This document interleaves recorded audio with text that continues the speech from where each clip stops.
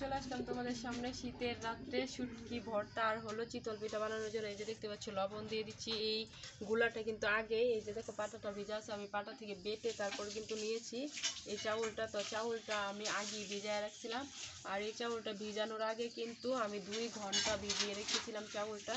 তো আমি কিন্তু পিঠাটা সিদ্ধ চাউল দিয়ে বানাচ্ছি, তো সেই জন্য আমি 2 ঘন্টা ভিজাইছি। আর যদি আতপ চাউল হয় তাহলে কিন্তু আধা ঘন্টা ভিজালেই চলে।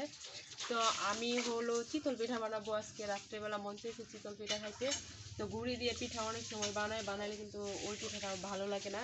তো সেই ক্ষেত্রে আমি আজকে বলতেছি যে না, আজকে পাটাই বাইটা তারপরে কিন্তু পিঠাটা বানাবো। একটু একটু পানি দিয়ে তারপর কিন্তু গুলাটা কিন্তু আমি গুলে নিচ্ছি, গুলে তারপর কিন্তু পিঠাটা তৈরি করব। আর শুটকির ভর্তা কিন্তু এখনও করি নাই। পিঠাটা মানে গুলে তারপর শুটকি, পেঁয়াজ, রসুন, মরিচ সব ভেজে তারপরে কিন্তু পিঠা দিয়ে ভর্তা করে কিন্তু চলে যাওয়া পিঠার কাছে পিঠা খাইতে। তো সেই ক্ষেত্রে আমি গুলাটা আগে গুলে নিচ্ছি। আর অনেকগুলো চাউল এই জায়গায় বেটে নিয়েছি, পাতিলার ভিতরে আছে, কিন্তু পাতিলাটাই ছড়ানো না, তো একটু মানে চিপ না, সেই কারণে মানে গইনটা, তো সেই কারণে হলো ভিতরে এতটা দেখা যাচ্ছে না। তো আমি অনেকগুলো চাউল বেটে নিয়েছি, দেখতেই পাচ্ছ। আর এখন দিয়ে দিব পরিমাণ মতো হালকা একটু খাবার ছোটা। এই যে দেখো অল্প একটু ছোটা দিয়ে দিচ্ছি। আর এইটুক দিলে কিন্তু পিঠাটা মানে অনেক ভালো এবং ফুলবে। ফুলার জন্য আমি খাবার ছোটাটা অল্প একটু দিয়ে দিলাম, হাফ। একটু তোমরা চাইলে দিতেও পারো, চাইলে নাও দিতে পারো। তোমরা যারা পাটায় বাইটা পিঠা খাইতে চাও তারা কিন্তু আগে এরকমভাবে চাউল ভিজায়া তারপরে আমার মতো কিন্তু বাইটা তারপরে কিন্তু তোমরা পিঠা বানাই খাইতে পারো। তো আমার এই পিঠাটা আসলে আমার খুবই ভালো লাগে। আর চিতল পিঠা আর শুটকি ভর্তা, শীতের দিন পিঠা তো সবাই কম বেশি খায়।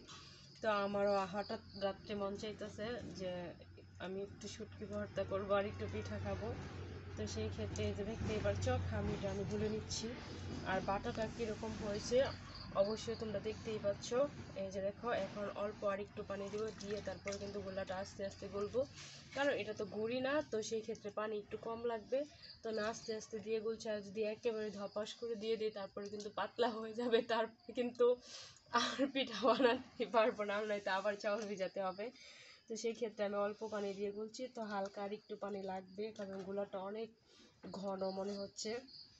তো আমি আস্তে আস্তে কিন্তু মিক্সড করে নিচ্ছি। তো এখন দেখে নেব লবণটা চেক করে যে লবণটা কেমন হয়েছে।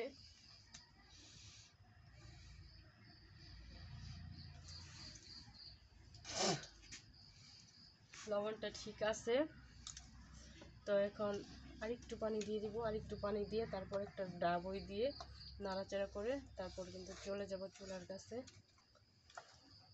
তো বন্ধুরা এই যে দেখতেই পাচ্ছ আমার কিন্তু পিঠা গুলার ভিডিওটা কেমন হয়েছে অবশ্যই কিন্তু তোমরা সবাই কমেন্ট করে জানাবে। এখন আমার গুলাটা শেষ, অল্প একটু পানি দিয়ে হাত দিয়ে ধুয়ে কিন্তু আমার গুলাটা মানে তৈরি করা শেষ করে তারপরে কিন্তু আমি শুটকি আর পেঁয়াজ রসুন ভেজে তারপর কিন্তু ভর্তা করতে পাটায় চলে আসবো। তো আমার এই গুলার ভিডিওটা কেমন হয়েছে তোমরা সবাই কমেন্ট করে জানাবা।